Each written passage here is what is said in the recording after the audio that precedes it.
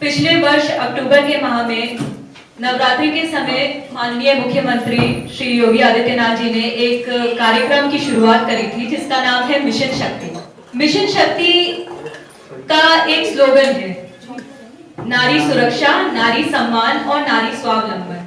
ये शिकायत तो बहुत ज्यादा रहती है पुलिस से कि एफआईआर हमारी दर्ज नहीं होती या बहुत सारे ऐसे केसेस है पुलिस उसे नहीं हैंडल करती, आपको वापस लौटा देती है। तो इन्हीं शिकायतों का निवारण करने के लिए ये मिशन शक्ति के तहत बहुत सारे कार्यक्रम चलाए गए। सबसे पहले तो एक मानसिकता ये चली आ रही थी कि पुलिस के पास अच्छे घरों के लोग नहीं जाते हैं और कई बार लड़कियों का बाहर निकलना ही नहीं हो पाता है कि वो पुलिस थाने तक आकर अपनी बात कह पाए या बता पाए।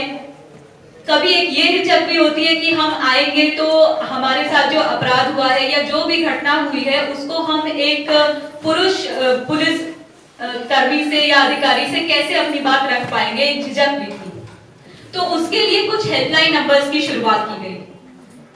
1090 विमेन पावर लाइन। कई बार हम ऐसी जैसे हम कहीं पर स्कूल जा रहे हैं या कहीं बाजार में हैं, कई बार ऐसे मनचले होते हैं जो हम पे कोई कमेंट पास कर देते हैं या हो सकता है हमारा पीछा कर रहे हो, छेड़खानी कर रहे हो। स्पेशली इन केसेस के लिए 1090 पावर लाइन बनाई गई।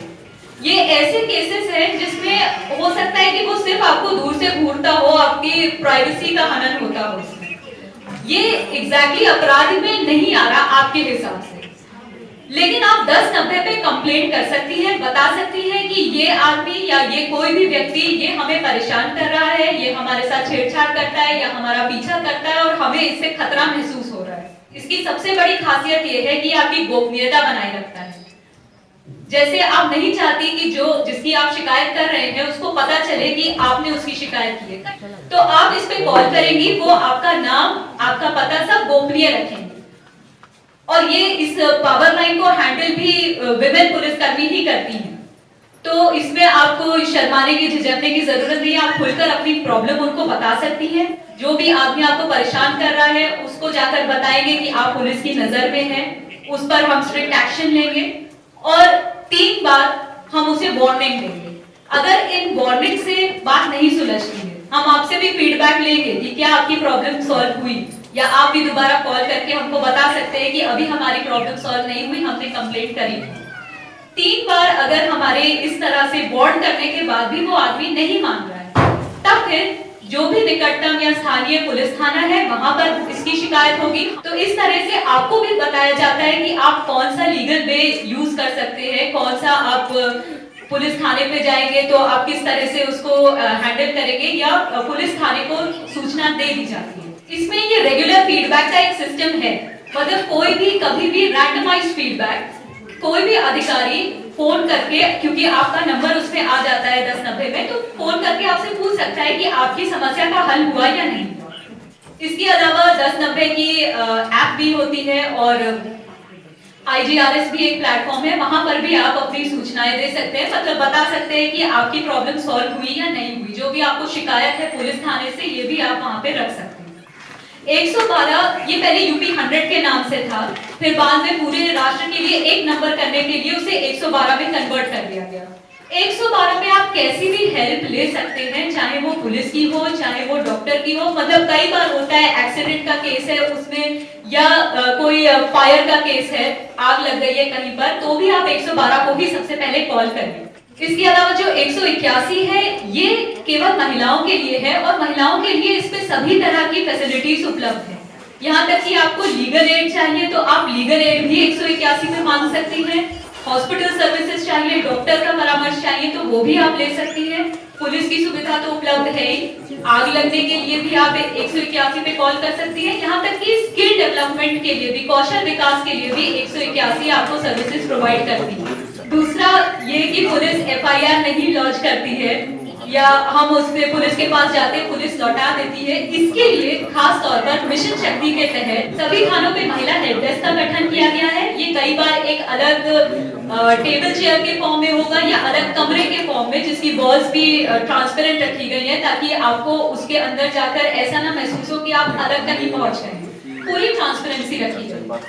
वहां पे 2 महिला आरक्षी होंगी और उन महिला आरक्षी को खास तौर पे प्रशिक्षण दिया जाता है कि वो आपसे अच्छे से बिहेव करें, क्योंकि बिहेवियर बहुत इंपॉर्टेंट है। हम किसी मुसीबत में पुलिस के पास आते हैं और अगर पुलिस हमसे गुस्से में बात कर रही है या ऐसे बात कर रही है कि जैसे हमको कोई जानकारी ही नहीं है या हम ही गलत हैं, तो फिर आदमी क्या आएगा पुलिस के पास। तो महिला हेल्प डेस्क पे हमारी 2 महिला आरक्षी रहेंगी। उनको ये बताया गया है कि आपको किस तरह से एक जो भी आपके पास चाहे विक्टिम आए, चाहे सूचना देने के लिए कोई आए, तो आपको उन्हें कैसे ट्रीट करना है।